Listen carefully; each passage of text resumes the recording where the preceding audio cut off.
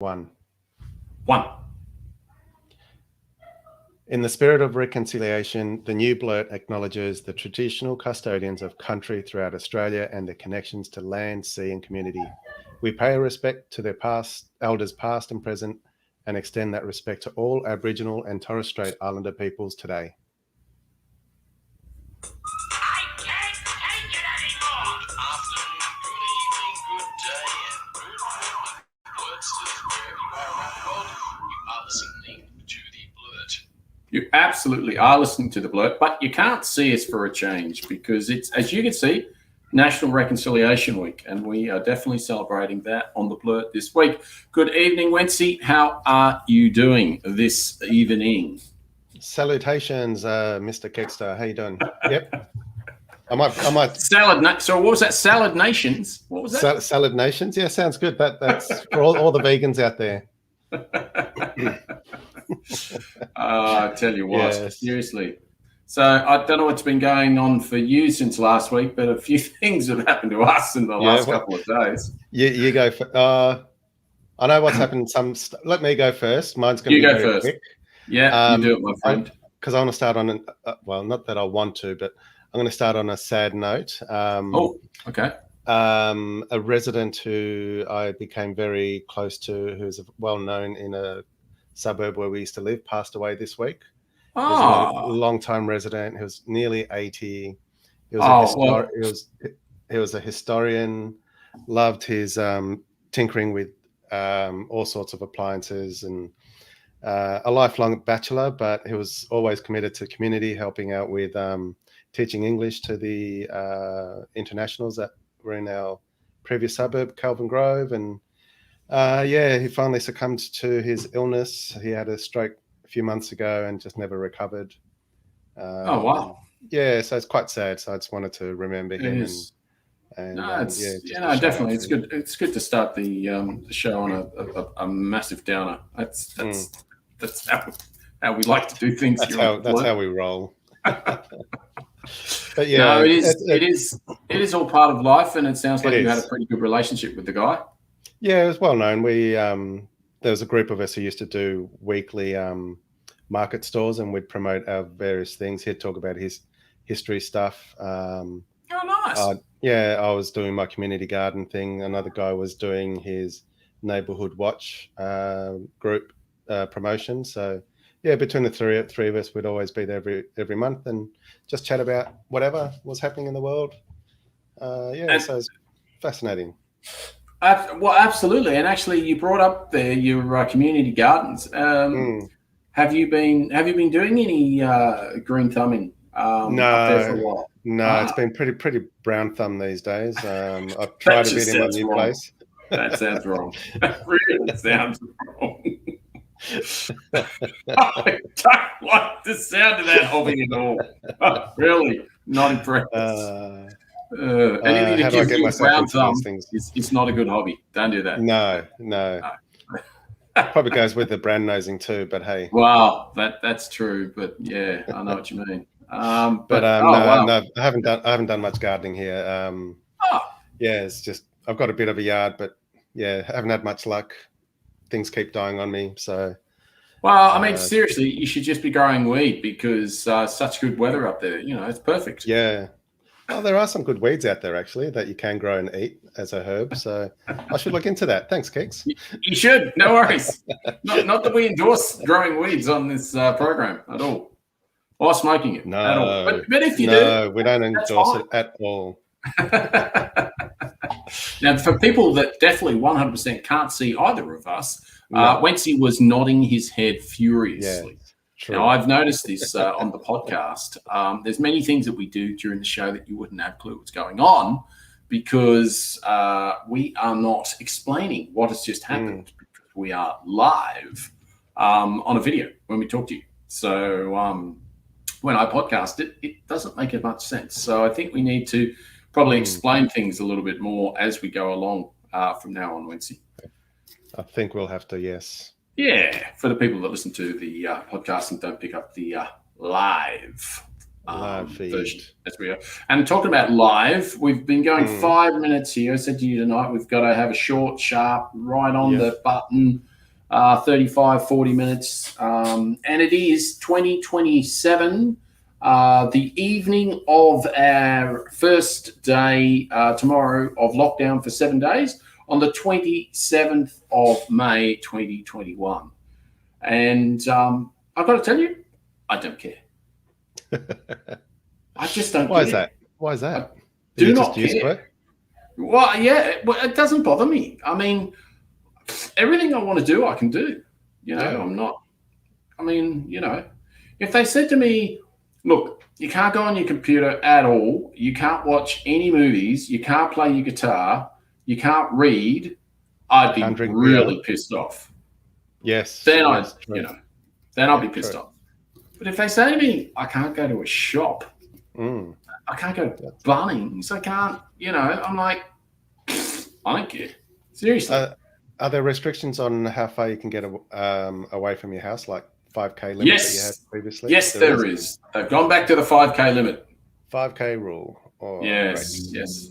And I did find out some information a while ago from people that knew. And when we had a curfew that was 9 p.m., that curfew was only, as you can imagine, for the minority.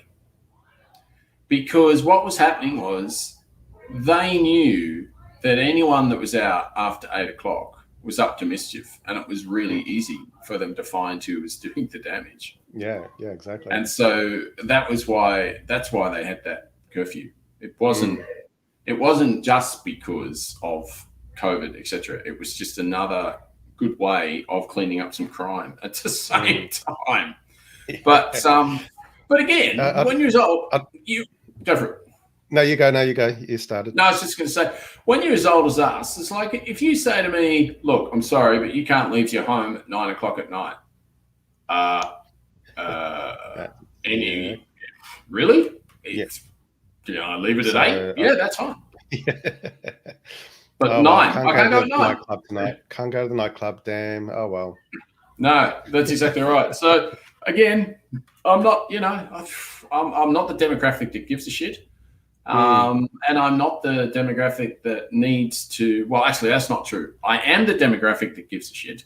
I just am part of that demographic who doesn't give a shit and am smarter than the people that go out and because they think they have to do a lot of shit, buy crap loads of toilet paper, which I'll just never understand ever.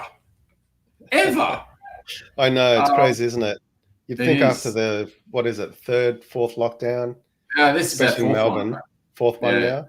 Fourth one, You'd think people would have learnt by now, and nope. They go out there.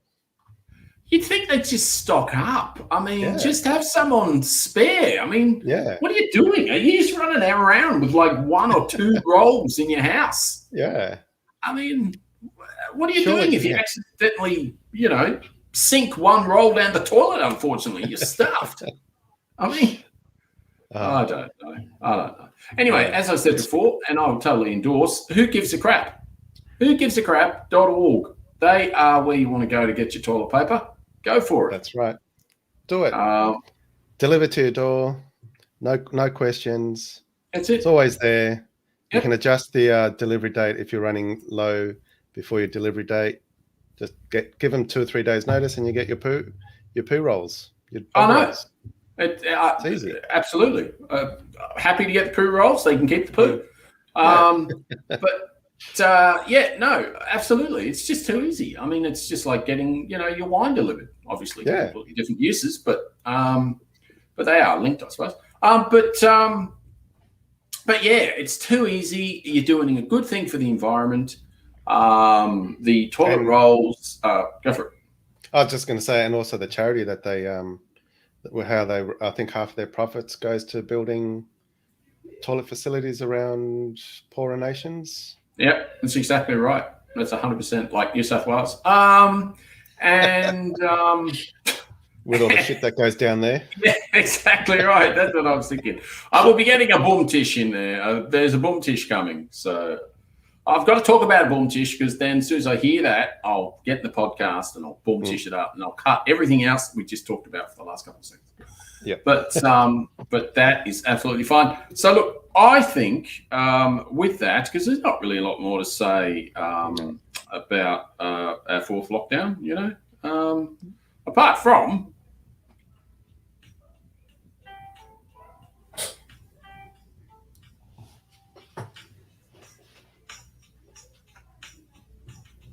are we hearing anything? Yep, I can hear it. Hey guys, I've just received that. Please off the thing. Sorry, man. All good? That's all good. Thanks. So sheepish. So sheepish, ScoMo. Seriously, get off that guy's grass. I love hearing that every time. It doesn't get old. It doesn't. It doesn't. But gee whiz, I wish he would. I wish he'd just get old and just have to shuffle off his, off this earth to another earth, to a flat earth or something. Yes, probably to a Pentecostal earth or something. Yeah, exactly. Yeah. Some other parallel universe that doesn't bother us. Yes, that doesn't believe in climate change and doesn't really believe in anything much. No, that's true. But it's interesting because today we were listening to the press conference with with James Molino, the I don't know what you call him, the deputy. Deputy premier. Acting. He's pretending to be the premier. He's acting. Yes, him. He's actually pretty good. Actually, I didn't mind. I haven't heard him talk a lot before. I thought it was pretty good.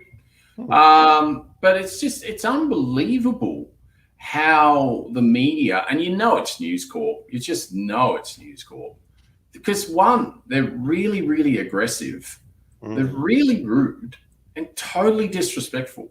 So they've asked a question.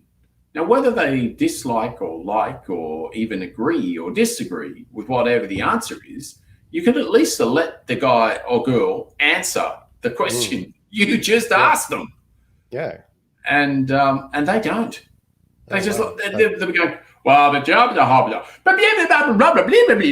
you're just like, hello, can you just let the person answer the freaking question? How can I answer the next one? They just answer the same one. Wow. Don't like that. That's poor journalism.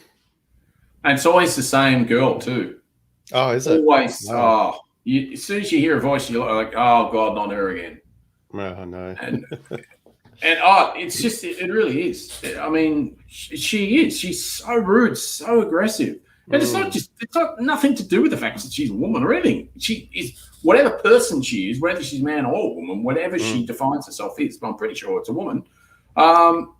She's really rude and she's very, very aggressive. I was going to say, that aggressiveness isn't really warranted when you're asking someone questions that you want answered.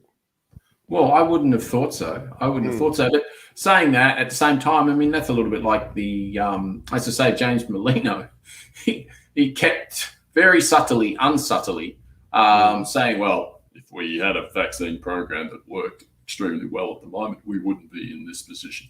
And we probably wouldn't be in this position next time either if the vaccines were getting rolled out if they should have at the time that we expected them to be rolled out now. And I'm thinking, okay. Why don't you just go up to Canberra and smack ScoMo right in the head with a shovel? Because basically that's what you've just done. Yeah. And the interesting thing was right at the end of the conference, he's sort of going, and with all that said, we really want to build a quarantine in Victoria and we'd love it if you give us some money. That would be good. Thanks very much. Excellent. And just forget about all that stuff I talked about before when I said that you're a blame for everything that's happening in Victoria.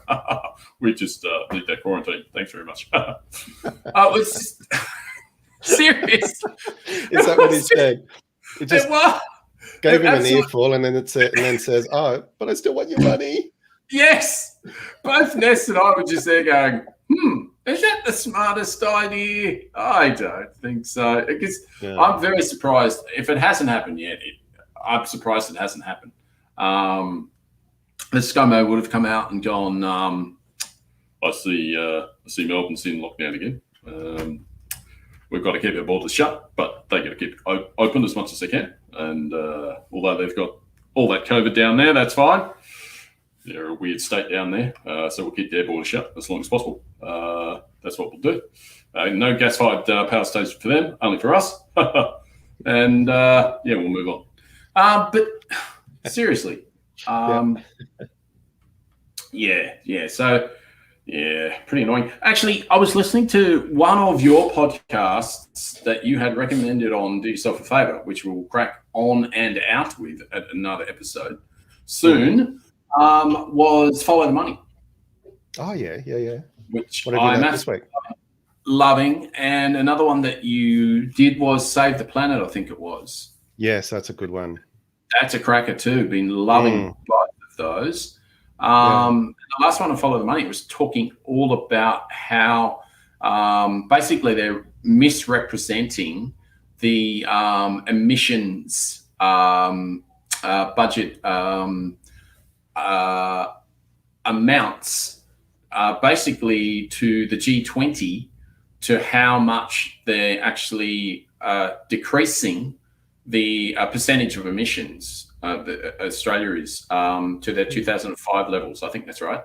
And they said it was 19%. And if you go down around the rest of the world, I think it's something like 6 and 7 and 11, certain different nations, etc. But when you do the digging on that 19%, what they've done is they've factored land in, they factored agricultural emission saving, etc. And apparently there's an algorithm or a way of working out what the emissions are. And what they do globally is they take the agriculture, or take the land out of it. And the reason is because the proportion is so low or so high that even if you have such a high percentage of emissions being decreased, it sort of overbears on the rest of what's happening, if you know what I mean. So got agriculture here, say, and you go, oh, look at that, it's 70% of all of emissions decrease. But all of this stuff here, which is like huge numbers, are only 5% decrease or whatever. And then you sort of you try to sort of merge those numbers together and you get your 19%, as it were. Anyway, I'm not explaining it as well as I like to, but follow the money, people. Follow the money, definitely. And they've got some experts on there. So they were saying we're actually 7% up. Right. So we've gone up instead of down. Yeah. We're one of the only nations in the world to do so. Are you surprised? Who's surprised with the fossil fuel-led recovery for this COVID pandemic? No. Not surprised at all, my friend. No surprises. It's just I just wake up and try to work out what world I'm living in. Well, I try to work out what country I live in, because I go, I love the state I live in most of the time, and even the lockdown, I'm not a big fan of it, but it's not a big deal for me. They're just trying to save people from dying, basically. Yeah, exactly. And until you get a vaccine. How was that? Yes. Funny, hey? Go for it. I was just going to say, I hear a story coming. Oh, mate, I just talked. I haven't even talked about that. I talked about this the other day. I was saying what they should do is bring the age down, and they should just do it. They shouldn't wait for the government, because they don't know what they're doing. It's obvious how shit their vaccine rollout is, especially from the information that you sent through, that we're one of the lowest in the world from vaccination. Yeah, based on population. Yeah, based on population. Yeah, that's pretty terrible. Pretty shocking stuff. But what it has done. Sorry, what was that? Do you remember what number we were at? Yeah, believe it or not, I looked the other day. I think it was about 3.8 million. Yeah, which was a lot more than I thought, to be honest. So sort of better than I thought, but yeah, exactly. Still not good. We still got 21 million of us not. Nowhere near, herd immunity. So we need a lot more than that. But what I was going to say was, because of what's happened today, I don't know if you know, but they've opened up 40 and up to 49 can get the Pfizer here now. Yeah, I heard that. Did you hear that? Yeah, so that's got to be good news, I hope. Yeah, well, you can't do that in Queensland, can you? No. I went to the federal government's website and went through the whole process to see if I was eligible. Yeah. And no. Yeah. Gotta wait. See, it's just bullshit. I mean, I think you brought it up the other day. Something about some federal aged care centres down here in Victoria that haven't been vaccinated yet. Yeah, that's what I read somewhere. But then I read something else today, and or at least the government's saying that 97% has been done across the nation, including most of Victorian ones. So I don't know where I read that information, but maybe it was clickbait. Well, I heard it from someone who's actually got a reputable source. So so I think it is true, but I was surprised by it. I've got to say. Okay. I've got to say. So, yeah. But no, I was just going to say I've also heard that the Pfizer's not doing so well, and there was things that have been kept quite secret about that one. Yeah, I've heard now from a couple of friends of family that I know who have had the Pfizer, and they've reported severe reactions, including one of them has actually gone to hospital. So they actually say that Pfizer's got worse side effects. I mean, and it's more expensive. That's why. That's the whole reason they wanted to go as AstraZeneca in the first place. Yeah, true. And because of the storage, the storage regime, i.e., didn't need to be below a certain degree to be stored, etc., etc. I think it was something like -78 for Pfizer or something. Like that. Yeah. But that's all come right down now. I think it's come down to like -8 or even +2 or something. Right. So it's a lot more manageable, easier for GPs to hold and stuff like that. Oh, good. Hence why, So we can stock it in our freezers now at home. Yeah. Just take it home and just jab yourself. Yeah. Cool. Jab yourself up. Cut the middleman. Yes, absolutely.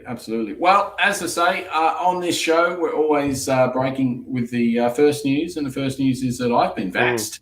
As the name of the show is, get vaxxed, just do it. Yes, Nike, absolutely. Get out there.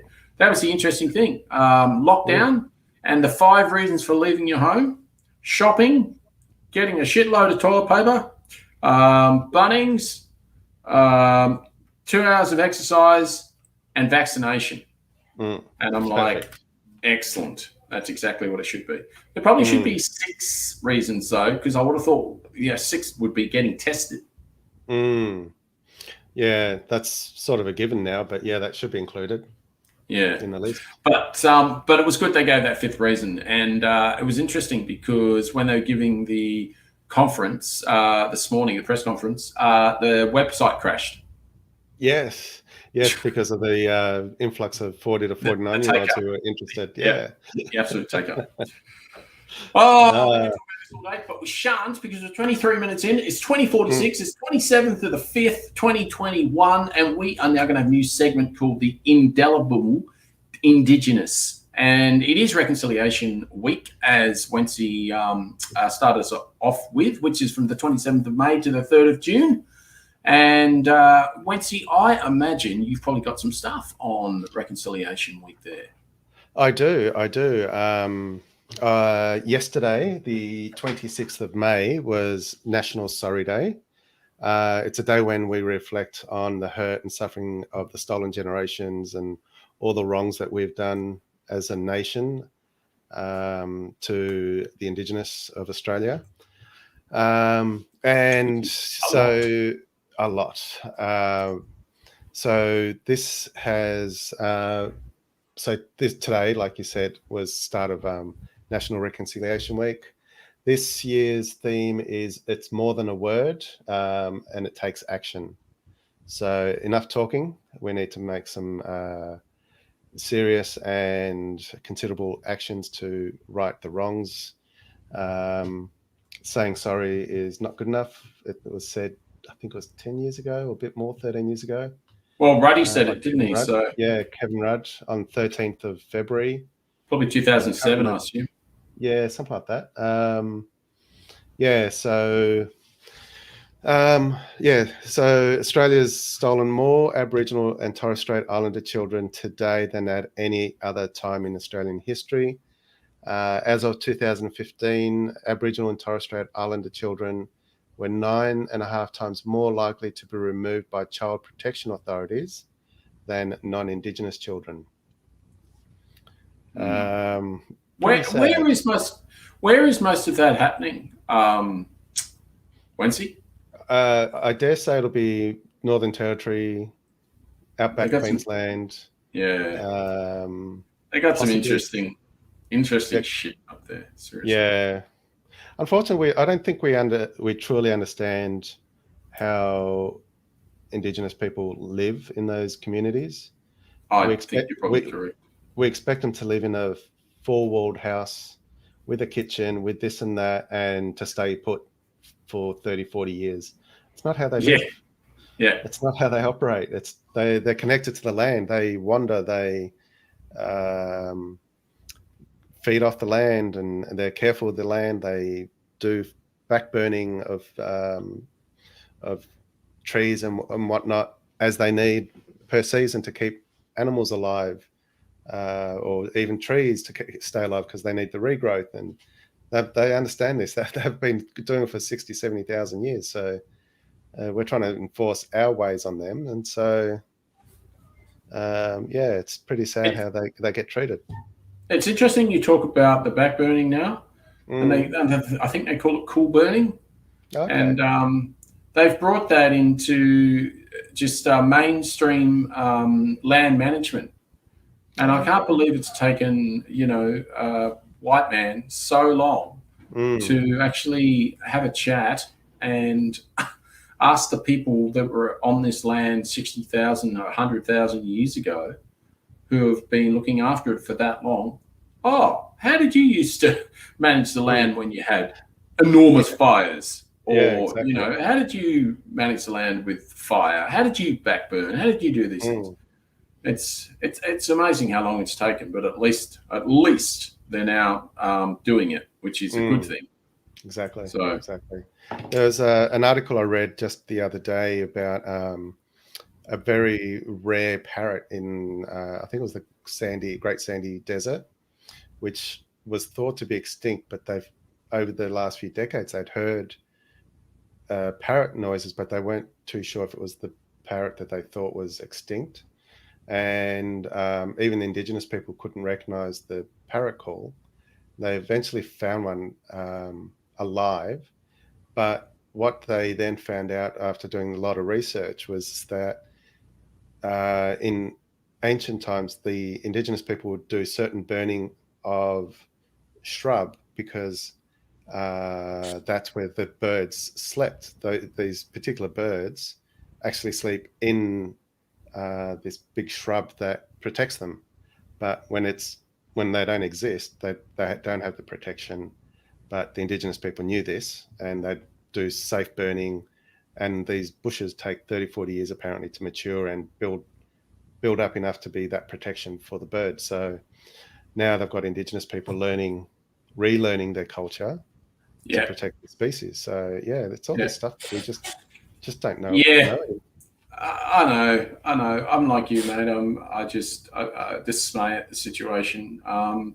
Why we think we know better from people that've been here for so long. It's especially when it comes to land management of all kinds. I mean, getting back to what you're talking about with the fires, I mean, they've got such a brilliant way of burning that after they've burnt, you can actually feel the earth, and it's not hot. It doesn't burn hot. They have this brilliant way of doing it. And the other thing that they do is the way that they burn, they make sure that the animals have a way of getting out.